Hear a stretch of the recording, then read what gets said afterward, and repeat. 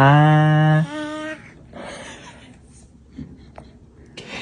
이거 아빠 따라하는 거야?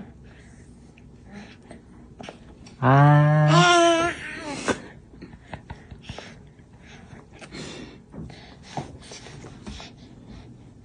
유빈. 아.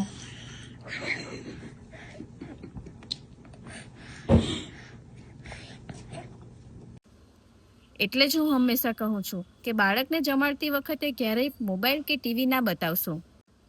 જો તમે આ વિડીયો ધ્યાનથી જોયો હોય તો તમને સમજાશે કે બાળક હમણાં પૂરેપૂરું કનેક્ટેડ છે, જાગૃત છે, એ ખોરાકને ઓળખી રહ્યું છે, એના પપ્પા સાથે પણ પૂરેપૂરું જોડાયેલું છે. આ આપણને સમજાવે છે કે જ્યારે પણ એના પપ્પા એને આ એવું કરે છે ત્યારે મોઢું ખોલે છે, એટલે એને ખબર પડે છે કે આ કરીશ તો ખાવાનું મોઢામાં આવશે. તે કોળીઓ મોઢામાં લે છે અને પપ્પા સામે જોઈને એકદમ સરસ મજાની સ્માઇલ આપે છે. આ જ છે અસલી જાદુ, બોન્ડિંગનો.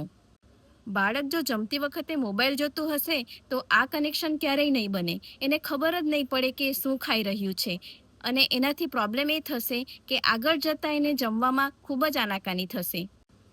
બીજી વાત કે જ્યારે આ બાળક ચાલતું થઈ જશે ત્યારે આજુબાજુ રમતા રમતા ખાશે, દોડતા દોડતા ખાશે, ત્યારે પણ તમારે આ જ કરવાનું છે.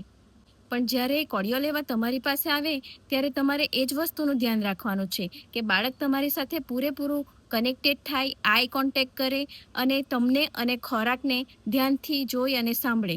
બાળક પહેલાં તમને જુએ, પછી ખોરાકને જુએ અને પછી જ મોઢામાં કોળીઓ લે. આશા છે કે તમને આ માહિતી ગમી હશે. તો આને વધુમાં વધુ પેરેન્ટ્સ સાથે શેર કરો અને મારા રતન ફાર્મસીના પેજને હમણાં જ ફોલો કરી દો, કારણ કે પહેલાં જાણકારી પછી જ દવા. આ છે રતન ફાર્મસીની રીત.